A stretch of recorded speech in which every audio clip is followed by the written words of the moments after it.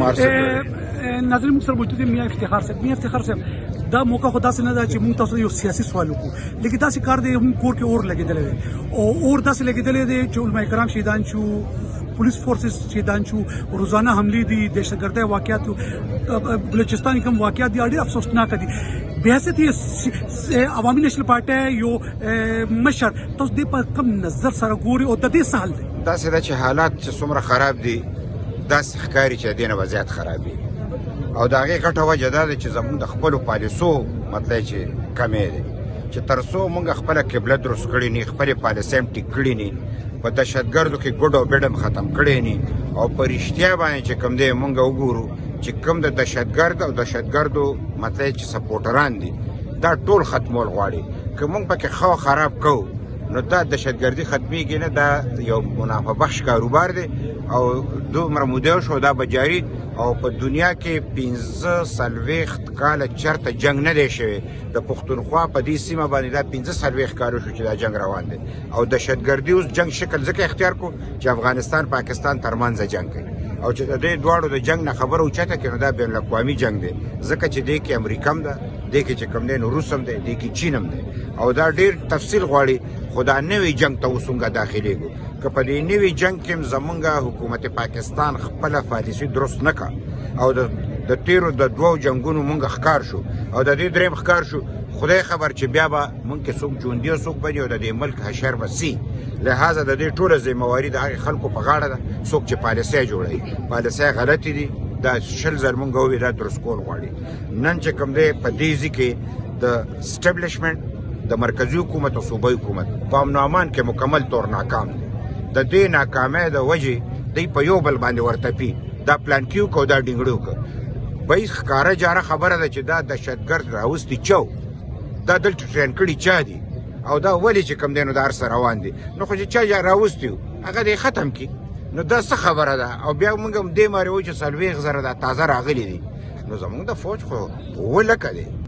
نو 7,00,000 خو د 40,000 علاج کولی شي که که یو غلطي کړې ده او یو فوجي مطلب چې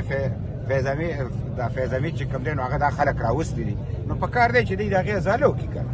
نو موږ خو انصاف غواړو او موږ رښتونې خبره کوو داسې نه کوو موږ نه پوینټ سکورینګ کوو نه په دې سیاست کوو دا دی پر اچا صاحب ټول عمر به زموږ کوریج کول نن نشته سبا زه پته نه لګي موږ به یو که به نه یو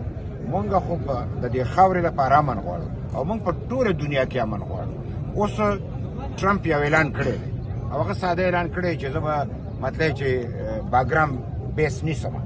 او دغلته چې کوم اصله زموږ نه پاتې دا بالم نو چې ته امریکې فوج دی او په خپله نه راځي نو دا به ولا څوک نیسي څوک به ولالي په دې څوک نه پوهېږي نو دا ټول صورتحال چې اوس روان دی دا د درېیم نړیوال جنګ دپاره چې کوم دی اشارې دي او چې دلته جنګ وي او موږ د هغې منځ کې اوس تباهي به وي په کار دی چې موږ ټول متفق او متحد شو او دې حکمرانانو ته ووایو چې دا غلطې پالیسۍ ختمې کړي دا پالیسۍ هم بدلې کړي د قوم په مفادو کې پالیسي جوړه کړي او د دهشتګردۍ د خاتمې دپاره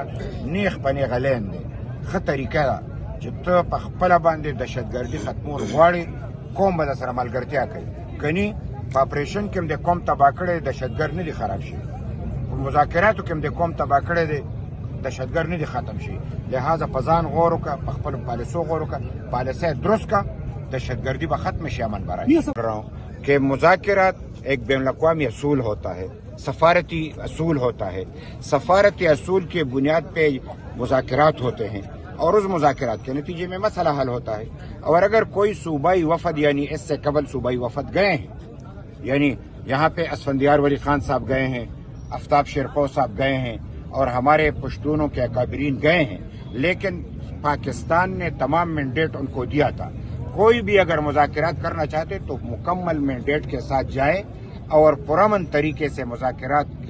کے ذریعے یعنی مسائل کو حل کرے اور اگر ایسا نہیں ہے دغابازی ہے میں نے تو یہاں پہ کہہ دیا کہ امریکہ افغانستان میں ایک نیا جنگ چاہتا ہے ہمیں چاہیے کہ ہم اس نئے جنگ کا حصہ نہ بنیں